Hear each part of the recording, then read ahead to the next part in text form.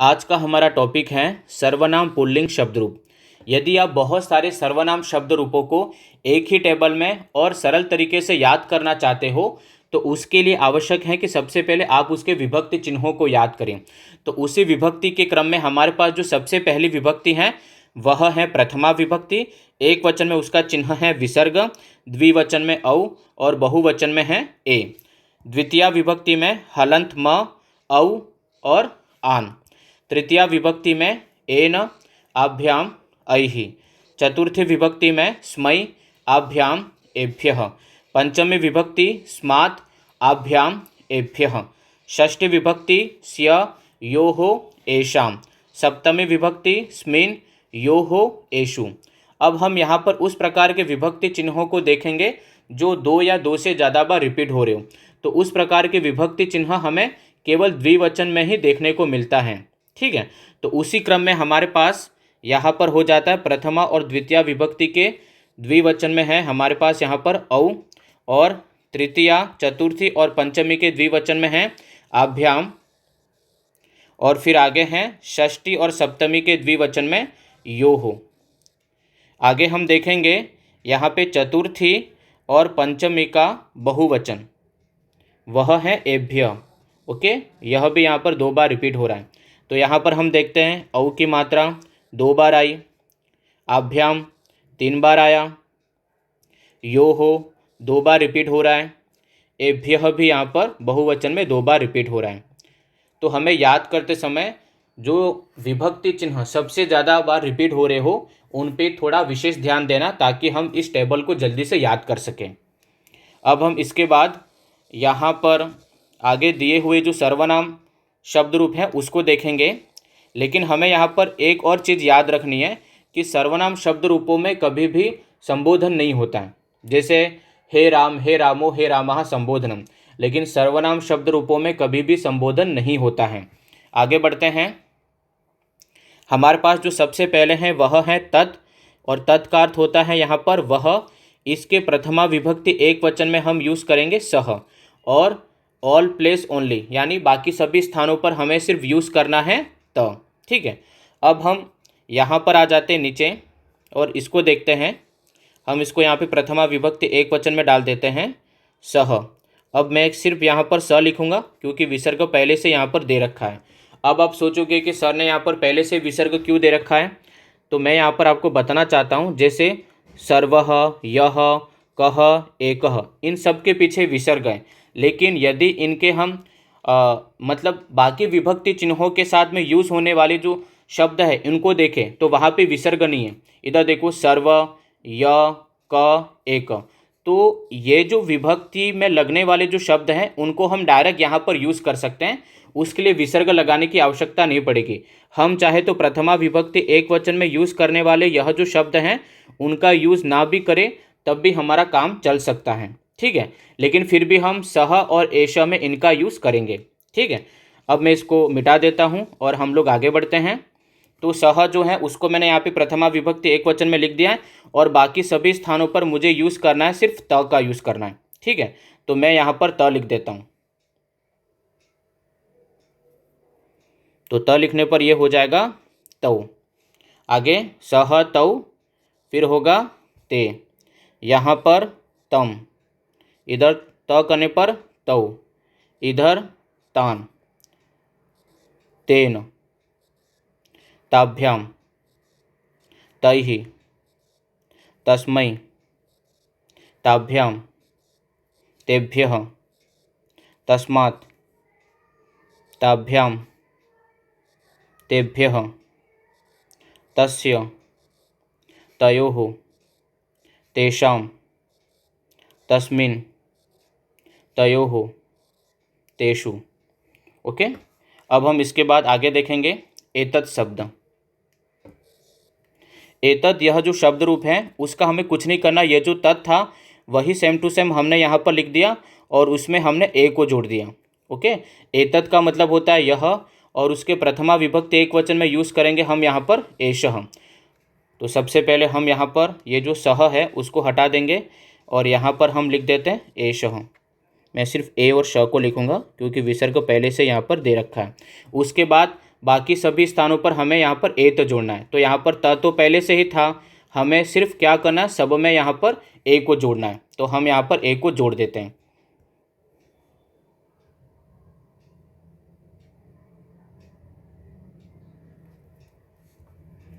तो यहाँ पर हम ए को जोड़ेंगे तो हो जाता है एतौ, एते,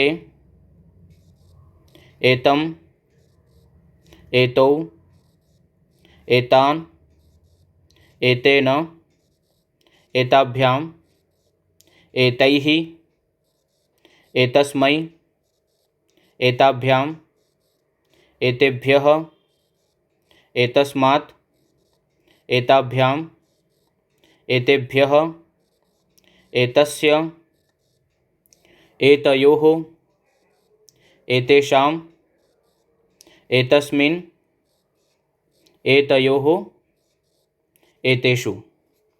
इसी के साथ हमारा यह जो एतत् और तत्, यह दोनों हमारे कंप्लीट हो जाते हैं। अब हम इसको मिटा देंगे क्योंकि हमको आगे के भी जो शब्द रूप है उसको देखना है। आगे बढ़ते हैं। नेक्स्ट है हमारे पास यहाँ पर सर्व।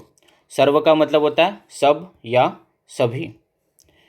हम यहाँ पर प्रथमा विभक्ति एक वचन में यूज़ कर सकते हैं यहाँ पे सर्व, लेकिन हम क्या करेंगे, यहाँ पर सब जगह सिर्फ सर्व का ही यूज़ करेंगे, इसको यूज़ नहीं करेंगे, बिल्कुल भी नहीं करेंगे, क्योंकि दोनों में केवल एक ही अंतर है, इधर विसर्ग है और यहाँ पर विसर्ग नहीं है, और हमने पहले से यहाँ पर ब्रैकेट में विसर्ग दे रखा है, इसलिए हम सब जगह पे सिर्फ सर्व का यूज़ करेंगे।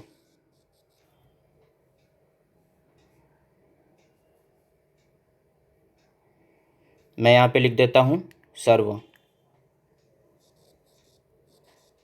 तो हो गया सर्वः, सर्वौ, सर्वे, सर्वम, सर्वौ, सर्वान। इधर ये जो र आने के कारण न का न हो जाएगा, इसका एक नियम है, मैं यहाँ पर आपको बताता हूँ। यदि रि, श और र इनके बाद में यदि न वर्ण आ जाए तो न जो है वह ण में परिवर्तित हो जाएगा। तो अभी हम यहाँ पर देखते हैं, जैसे सर्व यह शब्द है और उसके बाद मैं यहाँ पर एन जोड़ता हूँ। एन जो है वो तृतीया विभक्ति एक वचन का चिन्ह है, तो मैं यहाँ पे लिख देता हूँ ब्रैकेट में तृतीया विभक्ति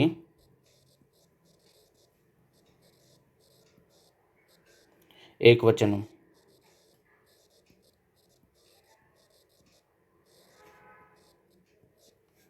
ओके, अब हम यहाँ पर देखते हैं कि यह जो है वह सर्व में यहाँ पर र आ रहा है। र आने के कारण यहाँ का जो न है वह ण में परिवर्तित हो जाएगा। तो हम सबसे पहले हम यहाँ पर इसको न को ण में परिवर्तित कर सकते हैं, लेकिन उसके पहले हम यहाँ पर यह जो व और ए है इन दोनों को जोड़ेंगे। तो यहाँ पर ये हो जाता है वे, तो ये हमने लिख दिया इधर वे। अब हम इसके बाद यहाँ पर रकार लगा देंगे, उसके लिए हम अलग ही पेन का यूज़ करेंगे।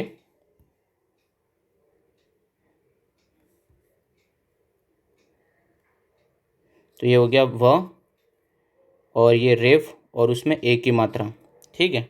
ऊपर से मैंने यहाँ पर स लिख दिया, तो ये हो गया सर्वे। अब हमें यहाँ पर वह जो न है उसको ण में परिवर्तित करना है। तो यहाँ पर ये जो न आ रहा है वह र के बाद न आने के कारण न ण में परिवर्तित हो जाएगा, तो यहाँ पर होगा सर्वेण, ठीक है। इसलिए वहाँ पर जो हम लिखेंगे वो लिखेंगे सर्वेण, तो ये हो जाएगा सर्वेण, ठीक है। ये जो न है वो हट जाएगा और ए की मात्रा जो है वो यहाँ पर लग गई है इधर। अब हम आगे बात करते हैं, ये हो गया ए की मात्रा और ये हो गया न का ण। अब हम आगे बात करेंगे और यहाँ पर कर देते हैं सर्वाभ्याम, लेकिन उसके पहले भी यहाँ पर हम देखते हैं तो इधर भी तो न का ण हुआ, तो यहाँ पर इधर देखो द्वितीय विभक्ति बहुवचन में, यहाँ पर भी तो र के बाद न आ रहा है, तो यहाँ पर एक दूसरा नियम है कि यदि लास्ट में हलंत न हो तो लास्ट में हलंत न आने पर न का न नहीं होता, यह भी एक नियम है। अब हम आगे बढ़ेंगे और देखेंगे सर्व प्लस आभ्याम तो होगा सर्वाभ्याम। सर्वाभ्याम यहाँ पर होगा सर्वैहि। सर्वैहि इधर होगा सर्वस्मै। सर्वाभ्याम सर्वेभ्यः। सर्वस्मात् सर्वाभ्याम सर्वेभ्यः। सर्वस्य सर्वयोः सर्वेषां सर्वस्मिन् सर्वयोः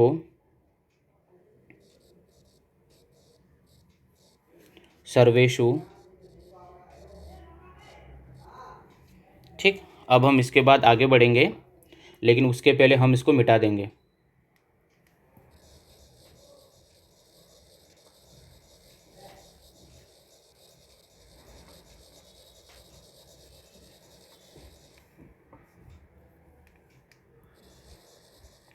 अब आगे हैं हमारे पास यत। यत का अर्थ होता है जो, और उसका हम यहाँ पर इसको हटा के सब जगह पे सिर्फ य का यूज़ करेंगे, क्योंकि विसर्ग पहले से मैंने यहाँ पर दे रखा है इसलिए।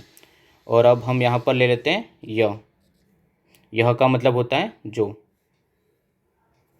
तो ये हो जाएगा यहाँ पर यह, यौ, ये, यम, यौ, यान, येन, याभ्याम, यैहि, यस्मै, याभ्याम, येभ्यः, यस्मात्, याभ्याम, येभ्यः, यस्य, ययोः, येषां, यस्मिन्, ययोः, येषु। इसको भी एक बार मिटा देंगे।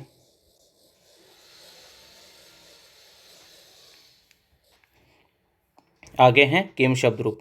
किम का मतलब होता है क्या या कौन। यहाँ पर भी हम सिर्फ क का यूज़ करेंगे, तो इधर ले लेते हैं हम यहाँ पर क, तो हो जाएगा यहाँ पर कह,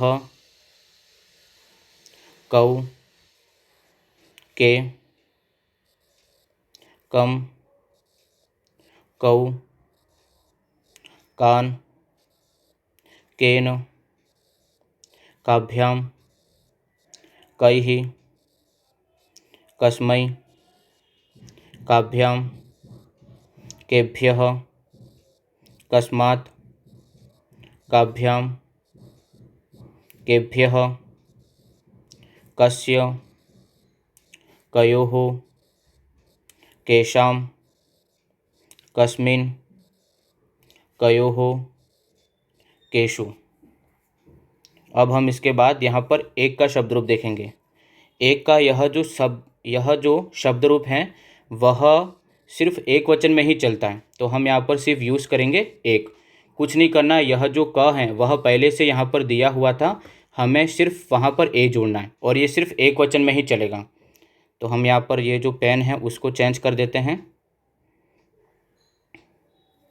तो होगा यहाँ पर एकः, एकम, एकेन, एकस्मै, एकस्मात्, एकस्य, एकस्मिन्। इसी के साथ हमारा यह जो तत् एक, एतत् दो, सर्व तीन, यत् चार, किम पाँच और एक छः, तो हमने केवल इस टेबल के माध्यम से 6 सर्वनाम शब्द रूपों को याद कर लिया। अब हम आगे बढ़ते हैं और यहाँ पर हम देखते हैं नपुंसकलिंग शब्द रूप। और नपुंसकलिंग शब्द रूप की एक विशेषता होती है जो मैं आपको यहाँ पर बताऊँगा कि सर्वनाम नपुंसकलिंग शब्द रूप में प्रथमा और द्वितीय विभक्ति, यहाँ पर विशेषकर ध्यान दें, प्रथमा और यह जो द्वितीय विभक्ति हैं उसके रूप एक समान चलते हैं। तो हमने यहाँ पर क्या कर दिया, केवल लिखा है प्रथमा विभक्ति। यदि हमने प्रथमा विभक्ति याद कर लिया तो उसके जैसे ही सेम टू सेम यहाँ पर द्वितीय विभक्ति भी होती है। जैसे यहाँ पर ये तत् को देखते हैं तो उसमें होगा तत्, ते, तानि। द्वितीय विभक्ति भी यहाँ पर सेम टू सेम होगा। एतत् का एतत्, एते, एतानि। किम का होगा किम, के, कानि। सर्व का सर्वम, सर्वे, सर्वाणि। यत् का यत्, ये, यानि। फिर उसके बाद तृतीया से लगाकर सप्तमी तक इनके जो रूप हैं वह पुल्लिंग के समान चलते हैं।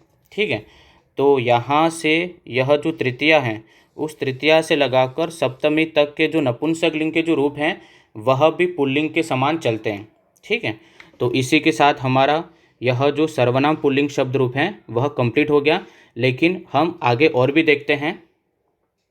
जैसे अभी हम सिर्फ एक वचन में देखेंगे सर्वनाम पुल्लिंग शब्द रूप, सिर्फ यहाँ पर एक वचन में, विशेषकर ध्यान दें, मैंने सिर्फ यहाँ पर एक वचन का ही टेबल यहाँ पर बना के रखा है। उसमें हम आगे देखते हैं। जैसे तत् का अर्थ होता है वह, और एतत् यानी यह, यत् जो, सर्व यानी सब या सभी, किम का क्या या कौन, एक का सिर्फ एक ही रहेगा। तो यहाँ पर होगा, यहाँ पे प्रथमा में थोड़ा बहुत हमको चेंजेस मिलता है, बाकी जगह पे ज़्यादा कुछ परिवर्तित या परिवर्तन नहीं है। सह, एषः, यह, सर्वः, कः, एकः। द्वितीय विभक्ति में चलते हैं तम। अब यहाँ पर द्वितीय विभक्ति में सब जगह पे म हलंत होगा। एत, तम, एतम, यम, सर्वम, कम, एकम। तृतीय विभक्ति में तेन, एतेन, येन, सर्वेण, केन, एकेन। चतुर्थी विभक्ति में तस्मै, एतस्मै, यस्मै, सर्वस्मै, कस्मै, एकस्मै। पंचमी विभक्ति में तस्मात्, एतस्मात्, यस्मात्, सर्वस्मात्, कस्मात्, एकस्मात्। षष्ठी विभक्ति में तस्य, एतस्य, यस्य, सर्वस्य, कस्य, एकस्य। सप्तमी विभक्ति में तस्मिन्, एतस्मिन्, यस्मिन्, सर्वस्मिन्, कस्मिन् और एकस्मिन्। अब हम आगे देखेंगे यहाँ पर द्विवचन, सर्वनाम पुल्लिंग शब्द रूप का द्विवचन। ये द्विवचन सबसे ज़्यादा इजी होता है क्योंकि अधिकतर जो विभक्ति चिन्ह जो रिपीट होता है 2 या 3 बार, वो केवल द्विवचन में सबसे ज़्यादा होता है। आगे देखते हैं यहाँ पे प्रथमा विभक्ति में, यहाँ पर प्रथमा और द्वितीय दोनों ही विभक्ति में हमें यहाँ पर औ की मात्रा दिखेगी।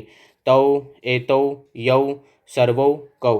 तो प्रथमा द्वितीय विभक्ति यहाँ पर सेम हो गया, तो हमें दोबारा उसको पढ़ने की आवश्यकता नहीं है। उसके बाद तृतीया से लगाकर पंचमी तक सब जगह पे आभ्याम आएगा। ताभ्याम, एताभ्याम, याभ्याम, सर्वाभ्याम, काभ्याम। यहाँ पे चतुर्थी और पंचमी एक जैसे चलने के कारण हम उसको रिपीट नहीं करेंगे। आगे हैं षष्ठी विभक्ति। षष्ठी का यहाँ पर आपको सब में यो हो दिखेगा, तो होगा तयो हो, एतयो हो, ययो हो, सर्वयो हो, कयो हो। सप्तमी में तयो हो, एतयो हो, ययो हो, सर्वयो हो और कयो हो। आगे हैं सर्वनाम पुल्लिंग शब्द रूप बहुवचन में। तो हम यहाँ पर देखेंगे कि इसके बहुवचन में यहाँ पर होगा, इधर यहाँ पे प्रथमा में ते, एते, के, ये, सर्वे, सब में एक ही मात्रा आ रही है। द्वितीय विभक्ति में सब जगह आन आएगा। तान, एतान, कान, यान, सर्वान। तृतीय विभक्ति में सब में ऐ ही की मात्रा आएगी। तैहि, ऐ, तैहि, एतैहि, कैहि, यैहि, सर्वैहि। चतुर्थी विभक्ति में तेभ्यः, एतेभ्यः, केभ्यः, येभ्यः, सर्वेभ्यः। पंचमी विभक्ति में तेभ्यः, एतेभ्यः, केभ्यः, येभ्यः, सर्वेभ्यः। षष्ठी विभक्ति में तेषाम, एतेषाम, केषाम, येषाम, सर्वेषाम। सप्तमी विभक्ति में तेषु, एतेषु, केषु, येषु और सर्वेषु। इसी के साथ में हमारा यह जो सर्वनाम पुल्लिंग शब्द रूप है वह समाप्त होता है।